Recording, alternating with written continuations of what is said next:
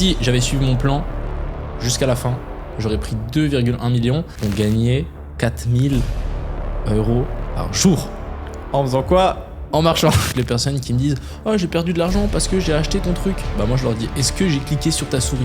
10K, boum, j'ai acheté des conneries d'habits de merde, je me battais les couilles. Où ils ont fait un short et un bail. Et à chaque fois, sur la vidéo, ils montrent le téléphone où ils ont fait de l'argent. Il y a des gens qui dépensent donc des milliards pour voir des meufs sur internet qui sont nues. Et Arthur, si on te donne un ticket de 100 millions demain, mais t'as plus le droit de travailler jusqu'à la fin de ta vie, qu'est-ce que tu fais? Ben honnêtement, je le prends pas. Arthur, tu nous as jamais parlé de ton plus gros investissement, combien t'as fait, qu'est-ce qui s'est passé? Mon plus gros gain ou mon plus gros investissement? Bah ouais, gain. Mon plus gros gain, c'est le Rouge Coin, étonnamment. Alors, c'est vrai qu'avec Solana, cette année, j'ai pas mal... j'ai fait aussi des gros montants, mais le Rouge Coin, c'était un shitcoin, un truc pas ouf, dont on m'avait parlé, mais qui avait quand même de bonnes bases et de bonnes chances de faire une grosse hype. Et honnêtement, moi, j'étais tout débutant en crypto. Hein, ça faisait un an et demi que je faisais vraiment de la crypto. Donc, j'ai investi à fond dessus. Mais pas énorme. 1000, 2000, 3000, je sais pas exactement ce que j'avais mis, mais j'ai fait un fois 150. Pas mal. Donc ça fait beaucoup d'argent d'un coup qui tombe. Et ce qui s'est passé, c'est qu'à ce moment-là, j'ai complètement perdu pied dans la crypto parce que j'avais tellement d'argent. J'ai fait 16 ans. 16 ans, je me rappellerai toujours de ce jour. J'avais fait 100 000 et quelques en une seule journée. Donc là, je suis complètement perdu les pédales et le reste, c'est de l'histoire. Qu'est-ce que ta famille pense de l'investissement en crypto et ce que tu fais? Alors, de l'investissement en crypto, ma famille, ils trouvent ça bien parce que j'investis, je me bouge les fesses. Par contre, de ce que je fais de manière générale, d'aller sur YouTube, tout ça, machin, de me montrer, je sais que c'est pas toujours bien perçu. Alors c'est normal parce que je débute encore, mine de rien, sur les réseaux sociaux. Et du coup, c'est toujours comme ça. Les gens, quand ils sont pas sûrs que ça va fonctionner, que tu prends des risques, que tu t'affiches et tout, les gens sont pas forcément d'accord avec ça. Mais progressivement, mais sûrement, je suis persuadé qu'au bout d'un moment, ils seront d'accord que c'est le top. Qu'est-ce que tu dirais à tous les haters qui disent que louer des voitures de sport, c'est n'importe quoi? Moi, je pense que c'est pas mal. Après, si tu loues une voiture et que tu vas dire à tout le monde que c'est ta voiture que tu l'as achetée, ça fait un peu pitié, tu vois, parce que du coup, tu mens aux gens et tu essaies de vendre un truc qui n'est pas le tien. Par contre, louer une voiture, moi, je trouve ça tellement cool. Putain, je préfère dépenser mon argent en louant des voitures et m'amusant toute la journée qu'en d'ailleurs dans des putains de restaurants. Je trouve ça tellement cool. Putain, parce que le moment où je pourrais avoir genre 10 supercars, je pourrais peut-être en avoir un, mais 10 supercars, c'est dans longtemps. Donc le plaisir de pouvoir conduire plusieurs voitures de ouf jour après jour, ça, c'est un truc que tu peux avoir qu'avec la location, à moins que tu aies plusieurs dizaines de millions. Et ça, j'ai encore un petit moment. Et puis tu peux tous les tester et puis après, tu peux choisir celle que tu préfères. Ouais, c'est clair. Toi, tu penses quoi des voitures de sport? Moi, j'ai toujours kiffé les voitures. Après, je préfère quand même les voitures un peu vintage, où genre, t'allumes le moteur, t'entends le moteur déclencher, l'odeur de l'huile, etc. Donc ça, je kiffe. Tu préfères conduire manuel ou automatique? Manuel. Mais j'ai pas encore eu la sensation de conduire en automatique, donc je sais pas trop encore ce que ça fait vraiment d'avoir une vraie voiture automatique. Celle que j'ai conduite, c'était une BMW, une électrique, une sportive. Bon, après, ça poussait quand même, c'était de 0 à 100 c'était électrique. En 4 secondes. Ouais. C'était électrique. Mais bon, c'est quand même la puissance est quand même folle. D'ailleurs, en parlant de ça, tu penses quoi de tous ces trucs écologiques qu'on devrait arrêter de conduire des voitures à essence et tous passer à l'électrique? Je trouve que c'est genre n'importe quoi. C'est n'importe quoi. Ok, pourquoi pas réduire certaines voitures qui consomment vraiment ou peut-être moins se déplacer, mais passer à l'électrique, pour moi, c'est juste reconstruire des nouvelles voitures, réutiliser plein de matériaux de la planète. Et pour moi, je pense que le mieux, ce serait déjà d'utiliser les vieilles voitures qu'on a et de les utiliser. Qu'est-ce que tu dirais à quelqu'un qui veut se lancer, qui n'a rien encore et qui est encore chez ses parents? C'est une bonne idée d'y rester ou... Alors, rester chez ses parents, ça dépend tout de ta famille, en fait. Si tu as une famille qui te pousse vers le haut, qui est derrière toi, qui a envie que tu réussisses et tout ça, et que tu es quelqu'un qui aime pas forcément trop l'indépendance, ça peut être trop cool, tu vois. Et aller ailleurs juste pour aller ailleurs, ça peut être désastreux. Par contre, si tu as une famille qui te laisse pas trop aller de l'avant et qui est juste un peu embêtante et tout, et toi, tu es quelqu'un d'indépendant, là, ça peut être un méga game changer d'aller habiter seul parce que tu vas pouvoir te développer à 100%. Okay. Knut, toi, t'es resté chez tes parents pendant assez longtemps. Ouais. Et quand est-ce que t'es parti? Comment ça s'est passé? Ok, alors en fait, j'ai fait du coup une année d'école, j'ai raté, et après j'ai fait un apprentissage, et pendant l'apprentissage, je me suis promis à moi-même que j'allais plus jamais travailler pour quelqu'un d'autre, parce que j'avais l'impression de construire le rêve de quelqu'un d'autre, et ça me rendait juste fou, j'avais la haine. Du coup, pendant ce temps-là, j'ai lancé ma chaîne YouTube, j'ai commencé à vraiment apprendre le trading à fond, j'étais pas du tout rentable encore à cette époque-là, et j'ai simplement dit à mes parents, écoutez, je finis cet apprentissage, j'ai fini l'autre année d'école après que j'avais raté, j'ai dit vous me laissez une année à la maison, et à la fin de l'année, je pars. Si jamais vous voulez que je parte. Et du coup, on a fait un espèce de mini-pacte. En gros, ok, je suis resté 1 an à la maison, j'ai charbonné comme jamais, et à la fin de l'année, j'ai dit à mes parents, bah si vous voulez, je peux partir. Et je pouvais vraiment partir. Mais finalement, t'es resté toute l'année ou pas? Non, même pas. Je suis parti avant. C'est ça qu'il faut. Je suis parti avant parce que du coup, je déménageais à Lausanne. Et du coup, t'as vécu dans plusieurs villes. Pour toi, c'est quoi la meilleure ville et pourquoi? Alors, je pense que j'ai pas encore trouvé peut-être ma ville fétiche. Après, j'aime beaucoup là, Dubaï, c'est vraiment cool. En Suisse, j'ai vécu à Lausanne 1 an, à Genève 6 mois. Franchement, à Genève, tu vois jamais le soleil, c'est chiant, il fait humide, c'est pas ouf. Lausanne, c'est une ville, mais c'est pas non plus une grande ville. C'est un peu entre les deux. Mais les 2 villes que vraiment je kiffe, c'est Dubaï pour la mentalité, le lifestyle, c'est propre, etc. Et Londres. Londres, les bâtiments sont incroyables, les gens sont trop sympas, genre, vraiment bonne ambiance. Mais Londres, tu me dis que les gens sont sympas, tout ça, mais il y a tellement de crimes, des gars qui volent les montres, qui coupent des bras pour prendre des montres, c'est un truc de fou. Ça te dérange pas? Bah franchement, quand j'y étais, j'ai pas vu un seul truc bizarre. Genre, et pourtant, des fois, on s'est perdu dans la ville. Je pense qu'il y a encore une fois des quartiers ou des cités un peu autour où ça peut être dangereux, mais sinon, dans la ville en elle-même, j'ai rien vu de ça. Je me trouvais beaucoup plus safe là qu'en France.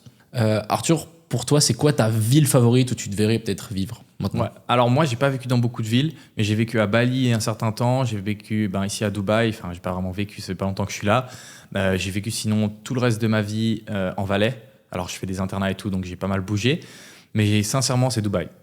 Sans le moindre doute, c'est Dubaï parce que toutes les opportunités qu'il y a ici, les gens, comment ils sont, la sécurité. Moi, j'ai toujours été un fan de la sécu. Putain, je kiffe trop. Il n'y a jamais de trucs, il y a jamais de gens dans la rue qui sont bizarres ou tu n'as jamais peur de te faire voler quoi que ce soit. Et ça, après, de nouveau, c'est en fonction de toi, qu'est-ce que tu kiffes de manière générale dans la vie. Mais moi, j'adore la sécurité. J'aime beaucoup genre la nouveauté, l'essor un peu de cette ville qui est en train de grandir tous les jours. Le luxe, je trouve ça vraiment pas mal ici. Les services que les gens te donnent.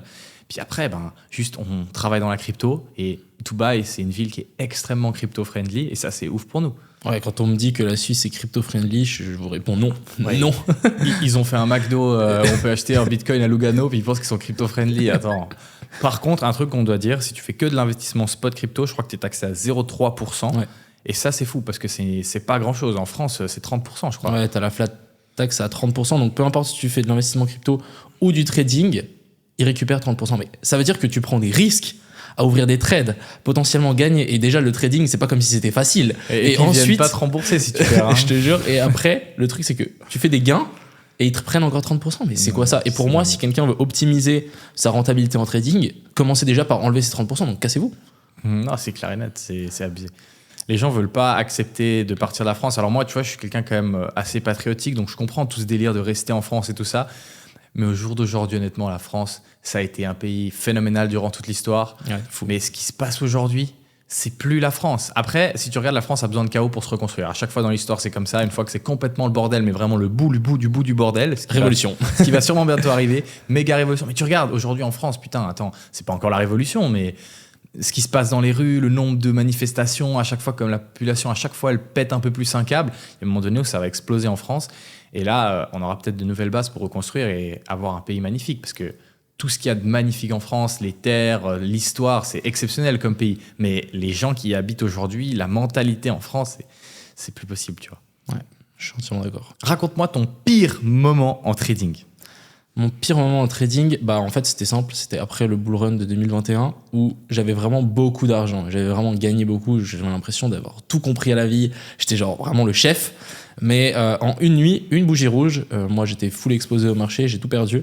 Et franchement, le lendemain, j'avais un peu un espèce de vide C'est comme le mème du gars qui dort, là, puis il est couché, puis il y a je vois. ça pleure des côtés. Et j'avais exactement ça, j'étais posé dans mon lit comme ça, et j'étais vide. Je me suis dit, mais tout l'argent que j'ai perdu à mon âge, genre, j'aurais déjà pu terminer ma vie maintenant. C'est aberrant. Et c'est à ce moment-là, quand tu l'as plus, c'est là où tu te rends compte que ce que t'avais. C'est toujours comme ça, surtout en trading. Tu fais des gros montants, mais quand tu l'as plus, tu te dis, putain, mais en fait, c'était vraiment pas mal ce que j'avais. Et puis surtout, ça arrive à tellement de gens. Malheureusement, ils sont pas crypto pro pour les aider, hein, c'est comme ça. Mais ça arrive à beaucoup de gens et c'est vraiment dommage parce que la plupart des gens à qui ça arrive de perdre des montants pareils, moi j'en connais beaucoup, ils vont juste arrêter la crypto, arrêter limite le business entrepreneuriat, ils vont tout foutre à la poubelle parce que ça va tellement les dégoûter. Ça, c'est horrible. Toi comme moi, on a fait des méga pertes, mais on a continué à apprendre, toujours en perdant un petit peu au début. Mais pour moi, putain, c'est que en fait, je suis finalement content que ça me soit arrivé parce que pour toutes les choses que j'ai apprises et pour tout ce que ça m'a donné comme haine et comme fuel en quelque sorte, comme essence pour aller de l'avant, c'est incroyable. Quelle est la compétence que les traders doivent apprendre en premier? Qu'est-ce qui permettrait de perdre moins que ce qu'on a perdu? Alors la toute première compétence, à mon avis, c'est le risk management. Ouais. C'est aussi simple que ça, apprendre à gérer son risque, savoir quel pourcentage tu acceptes de perdre à chaque trade, comprendre les leviers, qu'est-ce que ça veut dire par rapport à ton risk management, c'est le plus important. Et ce qui est dommage, c'est que tous les gars qui veulent devenir trader, ils vont apprendre à regarder une chart, à trouver des W, des M-top, des C-top comme ça, sans avoir le moins risk management. Alors que même le meilleur trader du monde, il va trouver un magnifique W, C-top, tout ce que tu veux, divergence, machin, qui est incroyable, et le gars va quand même perdre. Sauf que vu que il a un bon risk management et qu'il a une bonne stratégie, il va gagner potentiellement 5, 6, 7 fois sur 10, mais il y a 3 fois, il va quand même perdre. C'est qu'un exemple, mais ça fait toute la différence en trading. Minute demain, tu perds toutes tes compétences, tu sais plus trader, tu n'as plus de chaîne YouTube, plus rien. Qu'est-ce que tu fais en premier pour réapprendre ces compétences et être rentable à nouveau en trading? Tout simplement, je vais voir ce que j'apprécie sur le marché. Qu'est-ce qui se fait déjà? Donc, prendre tous les indicateurs qui existent, les MA, Ishimoku, je déteste ce truc, ICT, Smart Money Concept, etc. Je regarde tout ce qui se fait. Je prends tout ce que j'aime et je me fais, j'appelle ça ma petite salade de fruits. Je prends un petit peu tous les ingrédients que j'ai besoin et je me fais mon propre indicateur à moi. Il y a beaucoup de gens qui vont arriver sur YouTube, etc., qui vont essayer de chercher l'indicateur parfait qui marche à tous les coups, etc. Et pour moi, c'est une connerie. Il faut surtout pas ça. Il y aura jamais un indicateur. Il n'y a pas le Graal, ça n'existe pas. Donc, il faut absolument créer la vôtre, voir ce qui vous plaît en premier, parce que si vous faites quelque chose que vous aimez pas, vous n'allez pas aller très loin. Et ensuite, l'appliquer et avancer comme ça. Quand tu lances ta chaîne YouTube, quand tu lances ton trading, que tu fais que perdre, que sur YouTube, tout le monde te dit c'est de la merde ce que tu fais, il se passe quoi dans ta tête? Au début, t'es un peu genre triste parce que tu veux absolument que ça fonctionne, mais simplement tu dis qu'il faut pas arrêter. Et puis après, je me pose la question pourquoi j'ai lancé cette chaîne YouTube, parce qu'il y a forcément des moments où j'ai perdu pendant plusieurs semaines et les gens ils m'ont dit t'es juste nul. Et en fait, simplement ma chaîne YouTube, c'est un journal de trading, donc il y aura mes pertes, il y a mes gains. Pendant 2 ans, j'ai partagé des vidéos, j'ai partagé plein de stratégies différentes. Il y en a qui ont marché, il y en a qui n'ont pas marché, parce qu'en fait, je me cherchais aussi. Et du coup, le fait d'avoir fait une vidéo tous les jours, maintenant, si je reviens en arrière, je me dis, putain, mais j'ai progressé de fou. Il se passe quoi dans ta tête quand tu arrives à faire 10 000 euros par mois pour la première fois? Franchement, je me dis que c'est très cool. Et surtout, quand je vois et je me compare à d'autres personnes, je me dis, mais qui gagne ça avec le nombre de temps que je travaille? Et c'est là où le trading, c'est fou parce que c'est vraiment la liberté pure et dure. L'objectif final, c'est de prendre son téléphone, de l'ouvrir quand t'es à la plage et de dire « Ah tiens, il y a un petit setup, vas-y, j'ouvre un trade » et de te payer en 1 mois. C'est ça l'objectif final, en théorie, du trading, c'est d'être libre complètement. Donc, gagner 10 000 euros par mois et bosser, 18 heures par jour, voilà, non. Mais par contre, gagner 10 000 balles en travaillant 1 heure par jour, oui. Et du coup, c'est vraiment la liberté que ça offre. Et après, c'est sûr que tu te sens aussi un peu seul parce qu'il y a beaucoup de gens... Tu veux contacter des gens, tu veux faire des choses avec des gens. Toi, tu as la liberté, tu as aussi l'argent et les gens ils sont là. Non, moi, je dois aller travailler. Et t'es en mode, bon. C'est pour ça que c'est toujours le mieux et l'objectif aussi final, c'est de gagner de l'argent, mais gagner de l'argent à plusieurs, c'est encore beaucoup mieux. Donc, c'est pour ça que si on peut aider des gens à gagner de l'argent et à tous avancer vers tous le même objectif qui est liberté financière, liberté de déplacement où tu peux aller n'importe où et faire ce que tu veux quand tu veux et que personne te fait chier, franchement, rien de mieux. Tu te rappelles du projet Crypto Stephen? Tu t'en penses quoi, honnêtement? Franchement, en regardant avec du recul, c'était un truc de fou furieux. C'était une belle pyramide de Ponzi. À partir du moment où on a banni la Chine, on a tout perdu. Mais franchement, dites-vous qu'on gagnait 4 000 euros par jour En faisant quoi? en marchant. Ça, c'était incroyable. En Grèce, mais en Grèce, c'était. Par contre, ok, on avait pas trop respecté les gens là-bas, mais c'était trop drôle. Genre, on marchait, on était là, ah, on fait un pas, on a gagné un salaire grec. Un salaire grec. C'était en n'importe quoi. C'était aberrant. Moi, je me souviens, à cette époque, j'étais encore à l'école et je détestais l'école, mais de plus haut point. C'était la fin où j'allais gentiment arrêter. Et à chaque matin, quand j'allais à l'école, je mettais Stephen, parce que quand j'allais en train et qu'après je devais aller depuis le train, depuis la gare jusqu'à l'école, j'avais genre 15 minutes de marche. Je mettais Stephen et genre je faisais genre 300 à 400 balles juste en ayant à l'école. Et je me rappelle, c'était la seule motivation qui me motivait à continuer à l'école, parce que je me disais, bon, moi je fais de l'argent parce que je suis obligé de marcher. C'était aberrant. Mais cette application, je pense qu'elle avait des points positifs. À part ça, moi j'ai kiffé marcher dehors. Mais sincèrement, j'ai kiffé. Cette application était géniale. C'est juste dommage qu'ils ont fait un mauvais management à la fin, parce qu'ils auraient pu largement réduire le risque comme ça s'est pété la gueule. Mais franchement, en Grèce, quand on allait marcher avec notre pote en commun, on se faisait des petites balades de 45 minutes à 1 heure au bord de la plage. C'était trop cool. Et c'était trop cool parce que déjà on kiffait et en plus on gagnait 4000 balles. Ah, mais exceptionnel. C'était beaucoup trop bien. Tu te souviens du fois où on était sur le bateau et j'ai perdu mon tel? Ouais, putain, cette histoire de malade. Ah, mais raconte-la. Ouais, non, c'était un truc de fou. En gros, c'était même le jour avant que Stephen crash. Donc, il faut mettre un peu le contexte. Et on avait loué un bateau pour la journée. Et du coup, on était sur le bateau et on avait essayé de faire Stephen sur le bateau, mais bon, ça marchait pas, etc. Et j'avais reçu un message vocal. Et du coup, je prends mon tel dans ma poche. J'étais au bord du bateau et il tape dans une espèce un fil qu'il y avait là. Et mon tel, il tombe. Alors que je voulais écouter mon message vocal comme ça. Il tombe. Au milieu de la mer. Il tombe vraiment au milieu de la mer. Et vraiment, je le vois tomber. Et là, j'hésite même pas une seconde. Je me jette. Il y avait même un câble qui retenait notre bateau à une bouée. Je me souviens. Je me le mettais pris dans l'épaule. On tombe. Bah, moi, je tombe avec mon téléphone dans la mer. Et pendant toute la descente, j'étais en train de chercher mon téléphone comme ça pour essayer de le choper. Et je le sentais qui passait entre mes mains, etc. En fait, il faisait comme ça. Et par magie, il arrive face cachée, posé sur mon pied comme ça. Et avec l'eau, ça a un peu collé. Et du coup, bah, il est resté posé sur mon pied. Et du coup, j'ai juste remonté mon pied comme ça. Je l'ai récupéré et j'ai réussi à le sortir de l'eau. Et ce jour-là, je me suis dit, mais c'est un truc de fou. C'est quand même incroyable. T'as fait tomber ton téléphone dans l'eau et t'aurais pu perdre, je sais pas combien de milliers d'euros. Que j'ai quand même perdu. Ouais, que t'as quand même perdu finalement, mais d'une autre manière. Mais c'est quand même incroyable quand il pense, genre, de le récupérer avec son pied au milieu de la mer. Moi, je me rappelle quand je l'ai vu tomber, je fais, bon, bah, c'est fini. C'est fini. C'est bye fini. Bye bye, tu vois. Putain, tu l'as récupéré. Incroyable. Incroyable cette histoire. C'est quoi ton meilleur moment dans le trading et dans la crypto? Mais c'est quand il y a tout qui va bien. Quand tu gagnes de l'argent, que tu fais gagner de l'argent aux autres et que tu as des trades qui passent mais à la perfection. Bon, en fait, en tant que trader, tu cherches toujours la perfection, tu cherches toujours à avoir le meilleur trade, etc. Mais quand il y a tout qui va ensemble, tu as une espèce de frisson qui rentre dans ton corps, mais c'est même plus que de l'adrénaline, tu es juste sur un piédestal et tu es trop content et ça donne tellement de motivation pour investir. Donc pour moi, c'est dès qu'il y a des trades qui passent mais à la perfection, je suis tellement content parce que je me dis, mais toutes ces années de travail pour arriver à un trade parfait, je suis trop content. C'est incroyable. Quand tu digues un projet crypto, quel est ton red flag? Tu vois ça, tu dis ok, t'investis pas. Bon, alors déjà, si ça a l'air d'être un scam, parce qu'il n'y a jamais de fumée sans feu, si beaucoup de gens disent que c'est un scam, c'est sûrement que c'est un scam. Okay. Là, c'est logique, tu vois. Si j'arrive à voir que c'est un scam, qu'il y a des trucs bizarres, que c'est pas audited, que genre le score sur Dextool il est mauvais, ou qu'il y a un truc bizarre dans les tokenomics, tout de suite, c'est 0. Après, ça arrive rarement. La plupart du temps, des red flags, t'en trouves 1, 2 qui sont plutôt des orange flags. Et là, s'il y en a trop, tu dégages le projet. Mais la plupart du temps, en tout cas, moi, dans les derniers projets que j'ai dig, j'ai l'impression qu'il y a moins de scams flagrants. Enfin, je sais pas si c'est moi, juste je vois que c'est un scam de merde et je dégage. Mais dans les projets que je dig ces derniers temps, je trouve très peu de red flags et c'est assez cool. Okay. Mais si tu devais choisir un point dans lequel tu dis ok, t'investis pas, la tokenomics, quelque chose comme ça.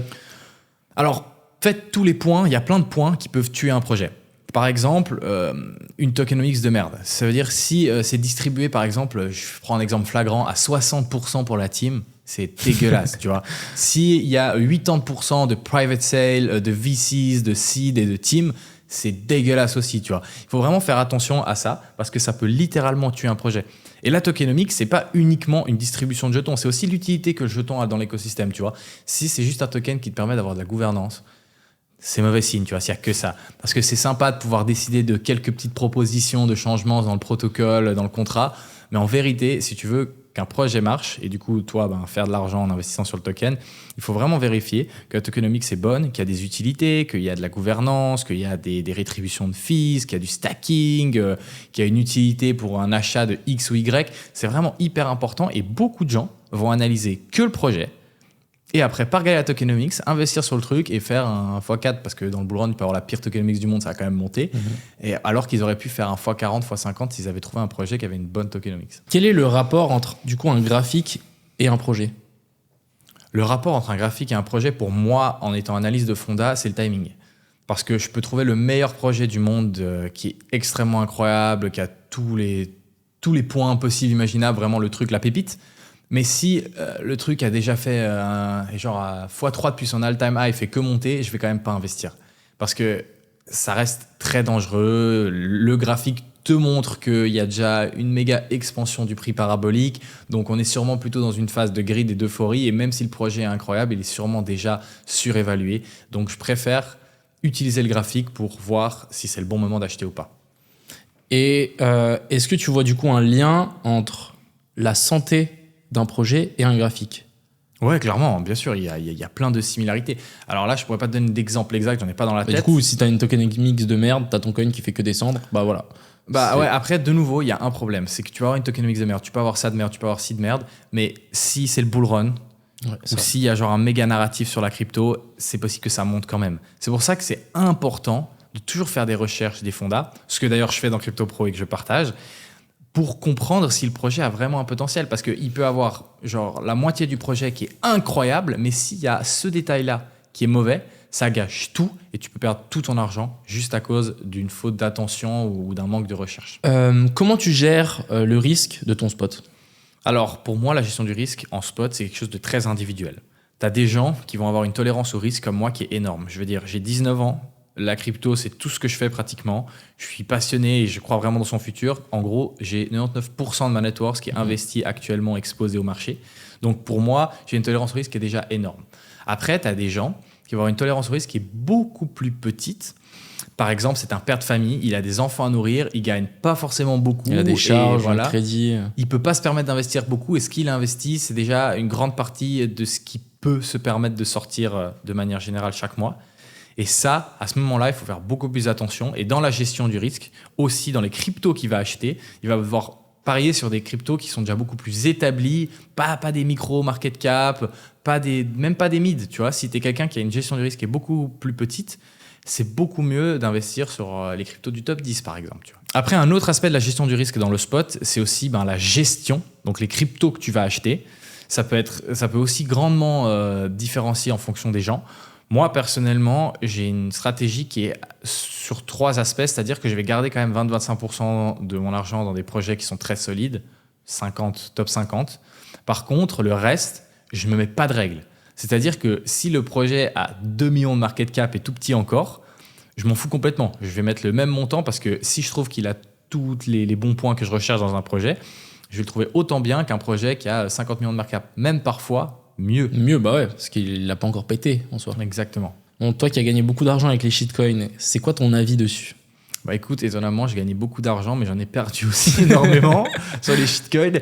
Et aujourd'hui, j'essaie de plus trop investir sur les shitcoins. Alors, il y a des gros shitcoins comme le Doge, par exemple. Ouais, PP. Voilà, le PP, des trucs qui font partie de l'univers crypto, où j'ai quand même quelques billes dessus.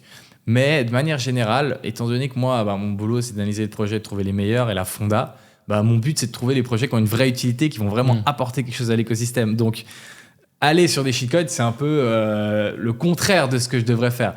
Du coup, je le fais pas trop, mais ça m'arrive quand même. Quand il y a des opportunités, moi, je dis toujours, je suis l'argent, je me mets pas de règles. Tu vois, moi, mon but, c'est de faire de l'argent, c'est pas de suivre des idées ou je sais pas quoi. Donc, si d'un coup, je vois qu'il y a une hype de malade, je vais in quand même, tu vois.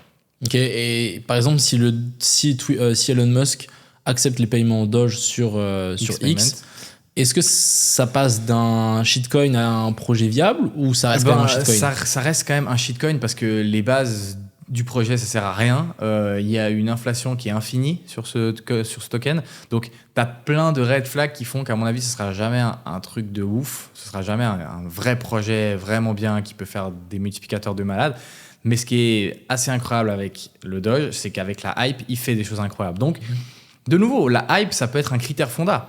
Tu vois, ça fait partie, moi en tout cas, de mes critères. Est-ce que le projet a le vent en poupe? Est-ce qu'il y a les gens qui commencent à en parler de plus en plus de ce narratif? Tout ça, c'est un narratif en soi, les shitcoins, X-Payment, tout ça. Donc, il faut vraiment faire attention au projet que c'est par rapport, du coup, aux critères que tu vas l'évaluer. Tu peux pas évaluer un shitcoin avec les mêmes critères que tu vas évaluer un projet normal. Tu vois, moi, un projet qui a une inflation maximum, que quelqu'un peut créer des trucs, machin, jamais je sur un projet normal, tu vois, sur un projet où je vois du potentiel. Par contre, sur un shitcoin comme le Doge, ben, ça peut le faire. On l'a bien vu pendant le dernier bull run. En ce moment, il y a un truc qui fait méga débat dans le crypto FR, c'est les VCs et les seeds. Toi, t'en penses quoi? Ton expérience avec ça? Bah, je pense que c'est une création de valeur énorme. En tout cas, si on peut rentrer dedans, moi j'ai pu participer à 2-3 deals. On est autour de x20, x30, x40 assez rapidement au lancement même du token. Donc moi je trouve que c'est une bonne chose parce que ça permet aussi de donner du cash au projet avant qu'il se lance. Sinon il ne pourrait pas se lancer. Par contre, vis-à-vis de la communauté et des gens, c'est clair qu'il y a beaucoup de gens qui disent que bah, on dump sur eux finalement. Mais bon, après, il suffit d'aller voir la tokenomics. Tu regardes quand les tokens sont déloqués, etc. Et si tu as une bonne tokenomics et que ces private sales sont bien faites, en théorie, ça devrait plus aider le projet que le couler. Moi, ce que je trouve dingue par rapport à ce débat, c'est que dans tous les projets pratiquement, il y a toujours des VCs, toujours des seeds, toujours des private sales.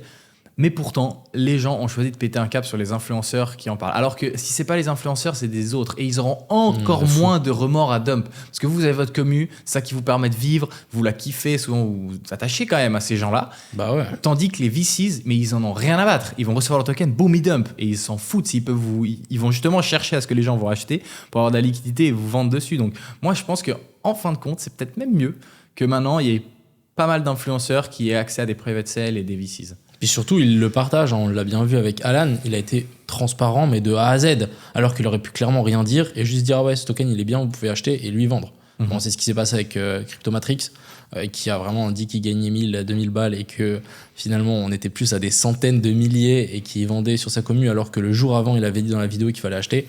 Là, voilà, il y a de quoi discuter, c'est un peu border à mon avis. T'as beaucoup de gens qui mentent, mais moi, personnellement, j'ai un avis qui est assez différent des autres sur ce sujet-là. Je pense que tout le monde devrait pouvoir faire ce qu'il a envie. Enfin, quand tout le monde est libre, personne n'est forcé d'acheter, personne n'est forcé de vendre. C'est vrai. Toujours le choix à qui appartient. Si t'as envie de vendre, tu vends. Si t'as envie d'acheter, t'achètes. Et je pense que c'est la même chose dans la vie de manière générale. Faut laisser la liberté aux gens.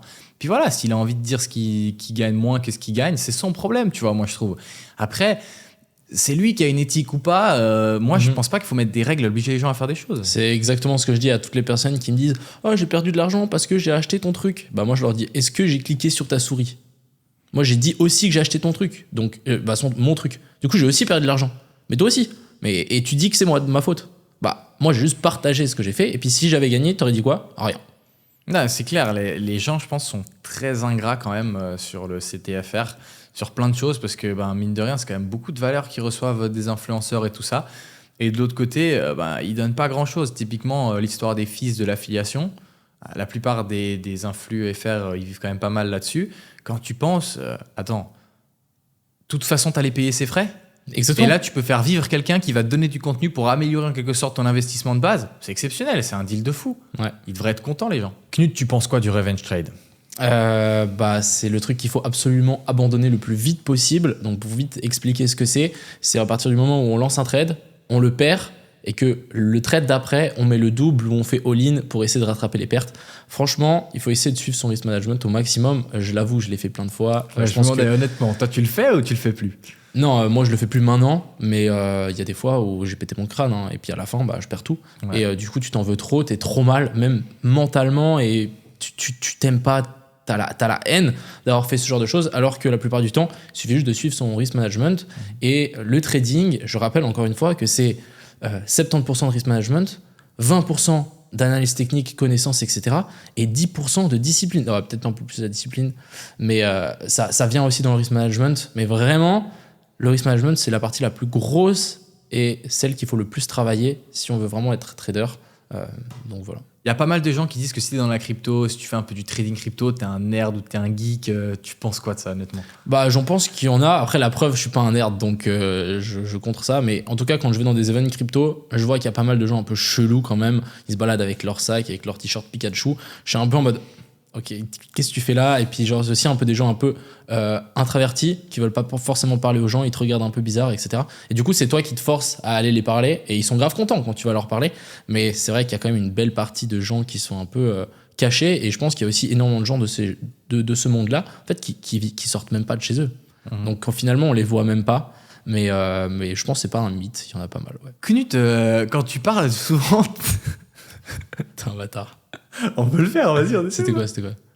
Knut, quand tu parles souvent, tu t'enfourches, t'arrives pas à dire le mot que tu veux dire, tu fais des fautes d'orthographe. Moi, je te connais, je vis avec toi, je sais que tu fais pas ça en temps normal. Est-ce que tu parles d'autres langues? Est-ce qu'il y a un truc qui fait que t'arrives pas? Non, mais en fait, je vais dire une excuse, mais en gros, c'est quand j'étais petit, mon père et ma mère me parlait en norvégien, mon père en français, et du coup, ça a un peu mélangé les deux, et c'est pour ça que genre, je suis ni fort dans l'un ni dans l'autre, c'est pour ça que je galère à chaque fois. Et à l'école, j'ai la super idée dans ma tête d'échanger tous les chiffres, donc le 3, ça devient un 9, ça devient un 6, et du coup, quand je faisais un examen, entre la donnée que je recopiais juste en dessous, tous les chiffres étaient pas les mêmes. Alors que moi, j'étais persuadé que c'était les mêmes. Et du coup, il fallait que je relise et que je me redise, ah non, mais alors ça c'était faux, ça c'était faux, ça c'était faux. Et du coup, j'ai toujours eu du mal avec ça. Mais t'es dyslexique? Ouais, un petit peu, je pense. Après, dyslexique des chiffres. J'ai jamais été voir un gars dire ok, machin. C'est dangereux ça en trading. Hein. Non, ça va. Tu fais pas la même chose quand tu trades. Ça va, tu vois bien si c'est rouge ou vert. Mais c'est plus aussi, par exemple, quand je lisais, j'inventais des mots dans la phrase où genre c'était écrit un mot, je le prolongeais et je disais un autre truc. Du coup, ouais, j'ai toujours galéré avec ça, donc. Mais je m'en cache pas, je m'en fous et vous comprenez ce que je dis, donc voilà. Vous avez raison. Gagner énormément d'argent, autant jeune que nous, plusieurs centaines de milliers, parfois millions, tu perds la notion de l'argent. Oui, complètement. Toi, c'était quoi ton expérience là-dedans? Mais moi, j'ai complètement perdu la notion entre l'argent que j'ai sur mon compte crypto en futur et si on me pose maintenant le cash ici. Genre le cash ici, je vais me dire, putain, mais c'est pas mal tout ça. Alors que sur mon téléphone, je vais être en mode, en fait, c'est rien, c'est un stop loss et puis basta. Donc, on perd la notion de l'argent, mais ça peut être vraiment très dangereux parce qu'à partir du moment où je pense qu'on en a trop, on se dit on s'en fout, etc. Et je sais pas si c'est bien ou pas bien, et j'aurais beaucoup plus de mal, par exemple, à investir, beaucoup plus de mal à acheter un truc dans un magasin qui coûte, je sais pas, 500 balles, et que perdre 500 balles dans les futurs, je vais m'en foutre, alors qu'acheter le truc, je vais y réfléchir 3 fois. Et je pense que toi aussi, c'est la même chose. Ou je sais pas. C'est la même chose, mais à moindre mesure quand même. Je pense que moi, étant donné que le trading, c'est genre 10% de tout ce que j'ai, c'est quand même différent, tu vois. Parce que moi, j'ai moins des fluctuations de baisers comme ça tout le temps. Par contre, je me rappelle que pendant le bull run, quand je me rappelle un jour, j'avais fait genre 40K et tout, c'était n'importe quoi. À ce moment-là, en trading, donc, j'avais plus de notion de l'argent. Parce que pour moi, tu gagnais de l'argent tellement vite, tu le perdais tellement vite que ça avait plus de sens. Tu vois, pour moi, 10 000 balles, c'était rien. Je me rappelle, j'allais à Genève et tout. 10K, boum, j'achetais des conneries d'habits de merde, je m'en battais les couilles. Pour moi, 10K, c'était un bal. Un truc, ouais, je mettais de l'argent. Après, moi, sincèrement, je trouve nul de perdre la notion de l'argent. C'est pour ça que je fais quand même gaffe aujourd'hui. Parce que je pense que l'argent, c'est très important de savoir sa valeur. Il y a des gens qui travaillent énormément pour en avoir, et l'argent, tu peux, si pour toi il a plus de valeur, tu peux genre le donner à des œuvres caritatives ou des trucs comme ça. Donc pour moi, c'est quand même important de se rappeler ce que c'est et de savoir à quel point ça peut aider des gens aussi, au lieu de le dépenser comme un crétin comme j'étais. Après, j'avais 16 ans, donc c'est excusable, mais voilà quoi. Moi, je me rends compte de la vraie valeur de l'argent quand finalement j'invite des gens au restaurant, je paye des gens des super cadeaux pour mes proches, etc. Mais là, je me rends compte de la valeur de l'argent dans aussi leurs yeux, parce que c'est pas quelque chose que j'aurais pu forcément acheter de base. Et moi, je me dis, mais en fait, j'aurais pu faire ça, j'ai pu rendre cette personne heureuse. Du coup, ça me permet, donc ce montant d'argent, ça me permet de rendre telle personne à ce point heureuse. Et du coup, c'est là où je me dis, attends, mais en fait, l'argent, ça rend les gens heureux. Et du coup, ça me rend heureux. Et du coup, je suis content. Ok, c'est cool, c'est une belle mentalité. Moi, en crypto, on me parle pas d'âge. Et c'est vrai en plus, attends. Moi, j'ai commencé la crypto, la toute première fois, je devais avoir 14 ans. Ensuite, 15 ans quand j'ai commencé à vraiment faire de l'argent en crypto, plusieurs dizaines de milliers, et 16 ans quand je faisais plusieurs centaines de milliers. C'est abusé. Toi, en crypto, t'as été aussi hyper jeune en soi. Ça va, moi j'avais quand même l'âge quand j'ai ouvert mes comptes. Pas forcément au début, j'avais 17 ans et demi, donc j'ai dû attendre 6 mois pour ouvrir mes propres premiers comptes. Mais moi je connais plein de gens, même sur Twitter, t'as des gars, ils ont genre une pépé de Bored Ape, tu vas voir, ils ont 13 ans. T'es là, quoi, j'ai raté un épisode. Mais qu'est-ce que tu donnerais un conseil pour les gens qui veulent se débuter et qui sont jeunes, mais qui n'ont pas forcément l'âge? Je sais que pour toi, ça a été quand même une barrière assez conséquente. Pas vraiment en fait, non, parce qu'en crypto, surtout avant, il n'y avait pas de KYC, tout ça, machin. Genre, tu commences avec MetaMask, tu peux acheter de la crypto déjà si tu as une carte de crédit ou une carte c'est de vrai. débit. Jusqu'à 500, je crois. Ouais, et puis tu peux le racheter plusieurs fois. Tu trouves un moyen d'amener de l'argent crypto, tu peux donner du cash à quelqu'un qui te donne de la crypto. Tu trouves des moyens. Par contre, après, si tu veux retirer ton argent, c'est là que ça devient compliqué. Moi, j'ai été obligé de prendre l'ID et l'identité de mon père pour crypto.com pour avoir Il était d'accord. Oui, bien sûr, je vais pas piquer. Mais pour pouvoir retirer de l'argent et avoir du cash du coup de tous ces montants que je faisais en crypto. Parce que c'était le seul moyen. Parce que tu peux investir, faire de l'argent, tout ça, mais pour le retirer, c'est là que ça devient compliqué. Après, si je devais donner un conseil à quelqu'un qui débute en crypto et qui n'a pas forcément l'âge, c'est déjà d'être sûr que c'est le bon moment pour débuter. Parce que quand tu es jeune, moi je l'ai vu, tu perds très vite la notion des choses. Quand tu fais des centaines de milliers d'euros à 16 ans, tu pètes un câble, tu crois que tu es Warren Buffett. C'est ce qui m'est arrivé. Et tu peux perdre beaucoup d'argent. Tu peux surtout aussi tout perdre. Voilà, et tu peux même perdre plus que ce que tu as. Tu peux te retrouver en dette si tu es con et tout. Donc il faut faire attention. Moi, typiquement, j'étais ce gars con. Donc il faut faire très gaffe et il faut bien s'entourer. Après, il y a des groupes, par exemple, comme Crypto Pro, celui qu'on a lancé, où justement on essaie d'accompagner les gens qui débutent en crypto.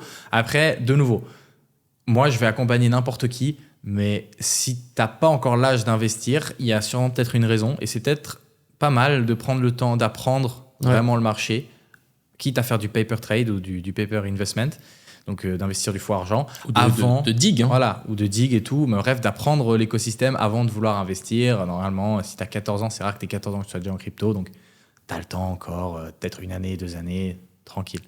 Et qu'est-ce que tu dirais à quelqu'un qui dit que investissement dans le crypto, c'est comme le casino?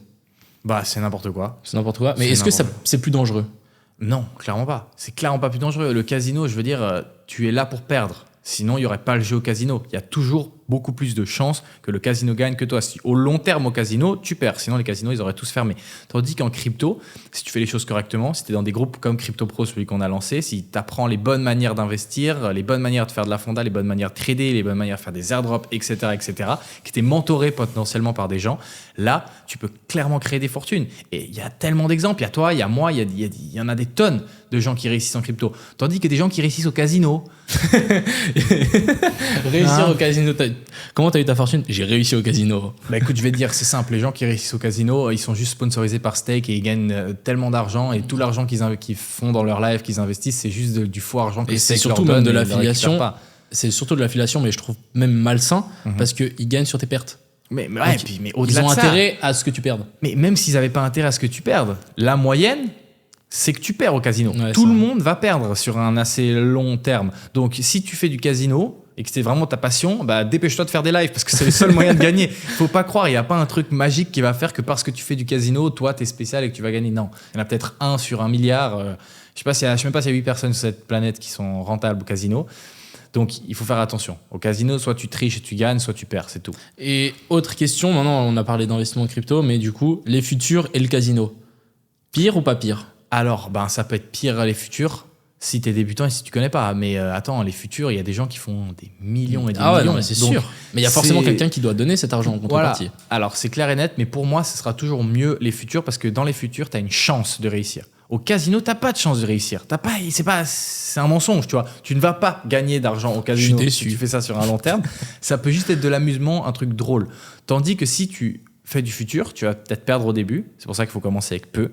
Par contre, si tu apprends les choses, si tu commences à comprendre comment ça fonctionne le trading et tu deviens un vrai trader rentable, tu vas pouvoir faire énormément d'argent grâce au futur. Le trading, c'est souvent apparenté au Rolex, au Ferrari, au luxe, tout ça. Toi, tu penses quoi de tout ça? Je pense que ça a entaché de fou l'image du trading, alors que le trading, c'est pas du tout ça. C'est peut-être le résultat de certains traders qui achètent ça, mais c'est pas du tout le trading en soi. Le trading, c'est de la discipline, c'est du risk management, c'est passer des heures et des heures et des heures derrière son écran pour vraiment comprendre comment ce graphique fonctionne. Et le fait qu'il y a tellement de gens sur TikTok, Instagram, ils ont commencé à partager du trading dans des voitures de sport, avec des montres, etc.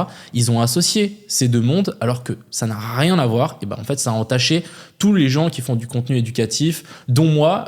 Les gens qui partagent une vidéo d'une Lambo, elle aura beaucoup plus de vues que moi qui partage de comment lire ce graphique, pourquoi on aurait pu faire cette erreur et pourquoi on aurait pu gagner ça.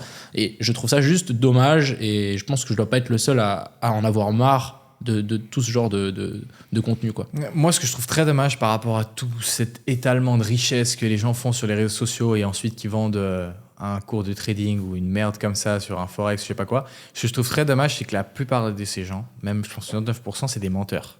Et en vérité, ils font de l'argent qu'avec l'affiliation. Ils sont pas rentables, ils font pas de sous. Ils font juste une position achat, une position vente à chaque fois. Ils ont deux comptes séparés. Ils expliquent même pas. Et c'est ça, c'est que tu sais, les gars, ils montent, ils ont un vrai compte, tout ça, machin, avec 200 000 balles, ils ont fait du bénéfice. Mais ils ont deux téléphones avec deux comptes où ils ont fait un short et un buy. Et à chaque fois, sur la vidéo, ils montrent le téléphone où ils ont fait de l'argent. Et c'est tellement dommage parce que eux, c'est des vrais enculés. Parce que ces gens-là, ils font perdre de l'argent à tellement de gens et en plus, ils entachent la réputation de tout le trading, le commerce, le dropshipping, tout ce qui est sur Internet, tout ce que les gens qui vendent des bons produits. En fin de compte, ils sont niqués à cause de ça. Ouais, parce que la preuve, ça fonctionne. Hein. Si on se donne vraiment à fond dans quelque chose et qu'on le perdure, on va y arriver. Mais c'est clair, moi, avec CryptoPro, je vends un truc dont je suis persuadé qu'il fonctionne. Sinon, je le vendrais pas. Si je pouvais pas le vendre à ma mère, je le vendrais pas, tu vois. Et je trouve ça fou parce que honnêtement, si demain, tu me donnes l'audience du gars, j'ai tout dans les mains. Je peux faire le même argent. Moi, j'assumerais pas. Je pourrais pas me regarder dans le miroir en me disant que je vends un truc où je fais perdre des milliers de personnes de l'argent tous les jours et que peut-être qu'ils vont avoir des soucis dans leur vie, ils vont avoir des séparations avec le couple, ils vont pas pouvoir donner à manger à leurs enfants. Tu te rends compte ?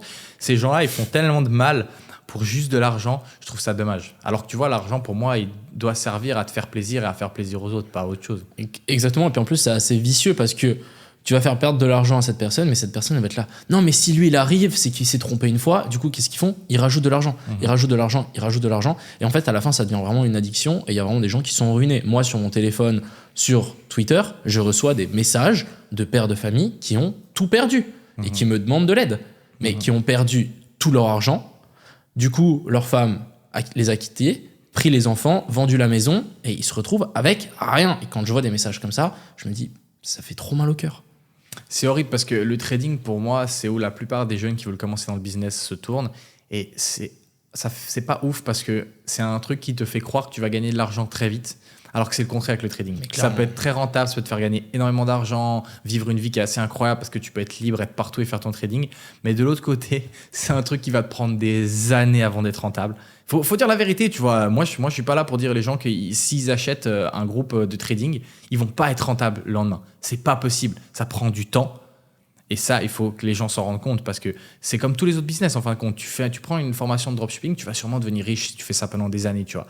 Mais si tu prends ta formation de dropshipping, tu vas pas devenir riche dans un mois. Ouais. Et ça, les gens, faut qu'ils le comprennent parce que à force de mentir et de dire que tu gagnes en une semaine autant d'argent que le gars qui fait ça depuis 10 ans, eh ben, les gens finissent par y croire. Et puis aussi, dans le trading, il y a beaucoup de gens qui veulent aller beaucoup trop vite. Et il y a beaucoup de gens, finalement, en allant dans la bonne direction, mais en allant trop vite, ils vont juste se brûler les ailes, alors qu'il faut vraiment monter par escalier, par étage. Ah, on a gagné un petit gain, ok, je coupe, je verrai demain. Et aussi, ce qu'on dit souvent, c'est trader, c'est ne pas aussi trader. Et la plupart du temps, quand on fait du trading, c'est 90% on attend, 5% de planification de ce qu'on va faire et 5% d'exécution. Et une fois que vous avez placé votre plan, vous n'y touchez plus. Alors qu'il y a des gens qui se disent non mais je recharge, vas-y je mets beaucoup plus, et puis si ça passe je me fais beaucoup d'argent et tout. Mais après, imaginons tu as gagné, qu'est-ce que tu vas faire ? Tu voudras remettre encore plus d'argent jusqu'à partir du moment où tu perds tout. C'est un piège de malade et moi je connais des gens qui sont tellement down à cause de la crypto et je trouve ça dommage parce qu'après ils ont abandonné. Moi je pense qu'il faut pas abandonner. Si c'est un truc que tu kiffes, même si t'es down 100K, 200K, il faut pas abandonner. Par contre, à un moment donné, il faut se faire une putain de violence. Faut se regarder dans le miroir et dire maintenant j'arrête mes putains de conneries et faire le putain de changement, d'avoir un vrai risk management et de faire les choses correctement. Et ça prend du temps, hein. Moi ça m'a pris 3 ans et demi et encore des fois maintenant, je respecte mon plan pendant 3-4 semaines et après en un trade j'arrive à fucked up les 4 semaines. Et du coup je suis en mode super, fais chier. Bon bah du coup CryptoPro c'est un abonnement par mois, mais on peut aussi s'abonner à OnlyFans. Qu'est-ce que t'en penses ?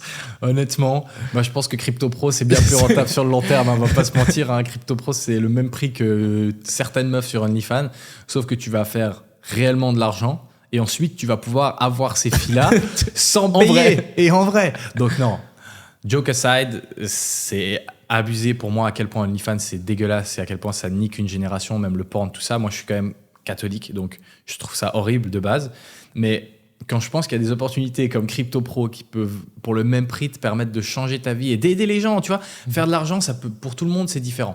Tu peux potentiellement aider des gens, tu peux aider ta famille, tu peux t'acheter une voiture, c'est ça que tu veux. Il y a tellement de choses que tu peux faire et je pense que tu seras tellement plus comblé. Moi, je trouve dingue que OnlyFans, aujourd'hui, a un chiffre d'affaires comme ça de milliards. De milliards. Il y a des gens qui dépensent donc des milliards pour voir des meufs sur Internet qui sont nues. Et tu ferais quoi si t'étais une meuf? Tu ferais un OnlyFans? Non. C'est quand même de l'argent facile. Bah, moi, je ferais pas de OnlyFans, comme je te dis, parce que je suis croyant et que pour moi, du coup, c'est pas ouf. Mais les filles qui sont pas croyantes et qui le font, bah, elles utilisent ce qui existe aujourd'hui. Après, je pense qu'elles se dégradent. Parce qu'en faisant ça, elles disent, moi, je suis pas capable de faire quelque chose sans montrer mon corps, sans me mettre toute nue sur Internet. Et je pense qu'il y a plein de filles qui ont un potentiel, qui peuvent réussir à faire de l'argent, que ce soit sur les réseaux ou plein d'autres choses, et qui le gâchent en faisant un truc pourri. Mais elles se disent qu'elles sont quand même entrepreneuses. Hein. Ouais, bah ça, c'est n'importe quoi, frère. Je suis désolé, les filles qui font de OnlyFans, c'est tout sauf des entrepreneuses. Tu mets ton cul sur Internet et tu fais 3 tweets où tu montes ton cul et ensuite, tu as des abonnés, des gars qui sont perdus. Tu utilises la faiblesse masculine pour te faire de l'argent. Ça, c'est vrai. C'est nul. C'est clairement nul. Alors, elles font de l'argent, tu vois. Ça, je vais pas non plus leur taper dessus, passer ma journée. Mais je pense que c'est une grande perte de potentiel. Parce que je pense que la plupart des filles qui sont sur OnlyFans, elles auraient été capables de faire quelque chose d'un peu plus cool de leur vie, quelque chose dont elles auraient pu être fières, quelque chose dont elles auraient pu parler à leurs enfants. Elles sont peut-être fières, elles. Ouais, mais c'est bien d'être fier, mais il faut aussi penser à tes enfants à un moment donné. Putain, moi, si ma mère, elle faisait du OnlyFans, j'oserais pas sortir de chez moi. C'est horrible quand tu penses les gamins des gens qui vont faire du OnlyFans. Il faut y penser, hein. Moi, je trouve ça vraiment triste pour les générations qu'elles auront ensuite, tu vois. Et toi, Knut, tu penses quoi du OnlyFans? Bah, un peu le même avis que toi. Moi, je suis pas fan. Après, je pense que quand t'es une fille, c'est un peu la voie de la facilité si tu veux vraiment gagner de l'argent et aller faire ce que tu veux plus tard. Je comprends qu'il y a aussi des gens qui veulent sortir, genre, de la médiocrité qui sont, par exemple, en France, t'as une vie de merde, tu sais pas quoi faire, etc. Et que, genre, t'es jolie, tu prends soin de ton corps, etc.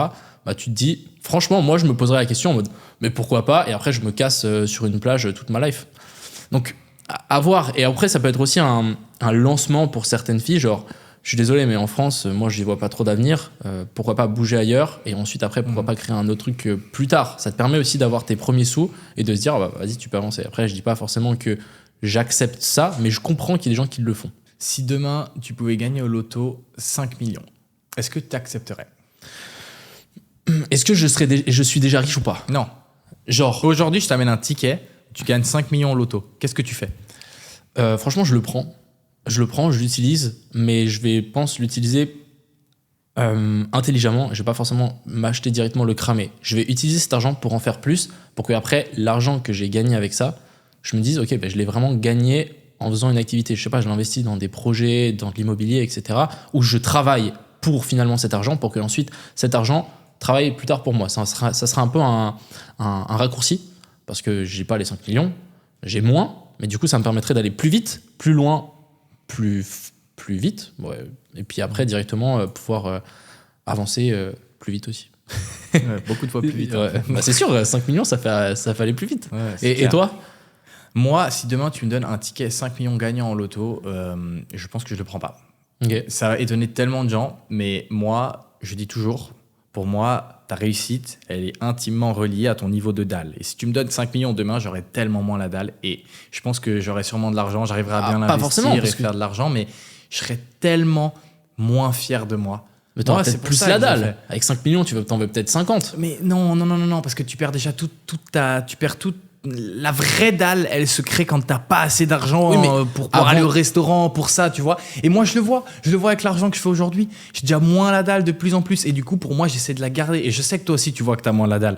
C'est clair, et tu la perds. Plus tu fais de l'argent, plus tu perds cette dalle. Et le combat, quand tu fais de l'argent, si tu veux aller vraiment loin, c'est de toujours garder cette dalle.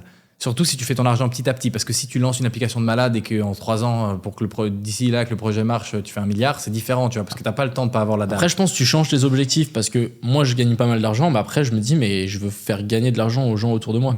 Donc, je pense que c'est un peu différent. Demain, je te donne 100 millions, mais tu dois arrêter de travailler jusqu'à la fin de ta vie. Non, c'est mort, je prends pas. C'est impossible. Pourquoi? Mais parce que j'adore faire ce que je fais. Donc, pourquoi j'arrêterais pour avoir de l'argent? Finalement, le but final, c'est pas forcément de l'argent. Tu kiffes ce que tu fais, donc tu continues. Et Arthur, si on te donne un ticket de 100 millions demain, mais t'as plus le droit de travailler jusqu'à la fin de ta vie, qu'est-ce que tu fais? Honnêtement, je le prends pas, parce que déjà, je pense que je suis capable de faire bien plus que 100 millions. Et deuxièmement, parce que je kiffe trop ce que je fais. Il a la dalle. Si je devais arrêter demain de bosser, et je vais faire quoi de ma vie? C'est ça que je kiffe, c'est ça qui me donne envie de me lever chaque matin. Putain, je vais me lever. Alors, c'est certes pendant les première année, je pense, je vais kiffer ma race. Hein. On va pas se mentir, je vais acheter une Bugatti, je vais aller en jet, je vais faire la fête tout le temps, je vais voir les meilleures meufs, connaître tout le monde. Mais après ça, il se passe quoi? Il y a un moment donné, tous les gars qui ont fait énormément d'argent vite, ils le disent, au bout d'un moment, t'as un vide. Et je pense que ce vide-là, moi, il me ferait tellement mal, mais vraiment, vraiment mal. Moi, j'ai besoin de me surpasser, de faire des choses incroyables, de me dire, putain, je suis parti de zéro et j'ai créé un truc. Ça, je trouve que c'est la plus belle chose que je peux faire dans ma vie. Et si on me donnait 100 millions, eh ben, je pourrais plus le faire, donc ce serait horrible. Ce serait me condamner au malheur. C'est quoi ton plus gros coup en crypto? Je déteste cette question parce que j'y réponds tout le temps, mais c'est la fois où j'avais investi du coup sur le fil, où genre c'était dans la fois où j'avais pété un câble avec mon risk management et j'avais dit bon, pourquoi pas faire all-in sur ce coin. Du coup j'avais mis 30 000 en effet de levier x10 et 2-3 jours après j'avais été me coucher, vraiment c'était, le pump avait eu en une nuit, j'avais pris 300 000, bon j'avais pas pris mais j'avais 300 000 de gains non réalisés sur mon compte et du coup là je me suis dit bah c'est bon, easy, mais bon après j'ai tout perdu donc c'est bon, easy. Mais si j'avais suivi mon plan jusqu'à la fin, j'aurais pris 2,1 millions. Et c'est la leçon que j'ai récupérée en fait de ce trade, parce que je me suis dit, à chaque fois qu'on perd, on doit trouver une leçon de pourquoi, du comment. Simplement, j'ai pas suivi mon plan. Alors que si j'avais suivi, j'aurais pris tant. Et c'est ce que j'essaie de m'en rappeler théoriquement de ce trade et se dire, ok, si t'as un plan, suis-le jusqu'au bout. Et puis voilà. Stratton. Tu penses quoi du loup de Wall Street? Franchement, je pense qu'on est né peut-être 30 ans ou 40 ans trop tôt. J'aurais tellement voulu vivre dans ces années où tu pouvais faire un petit peu tout ce que tu voulais. Il n'y avait pas trop de lois. Bref, j'adore ce film, c'est un de mes meilleurs films. Donc, allez le voir si vous ne l'avez pas vu. D'ailleurs, j'espère que vous reconnaissez. Hein. Toi? Bah moi, ça se voit, je pense que j'aime le loup de Wall Street. Hein. Je sais pas si les gens, quand ils me voient, ils arrivent à deviner, mais je pense que ça se voit un peu. Mais en vrai, le loup de Wall Street, c'est un film incroyable. Après, je pense qu'il a été trop loin dans certains trucs. Tu vois, moi, il y a quand même un excès que j'espère ne pas arriver jusque-là. Moi, je trouve pas.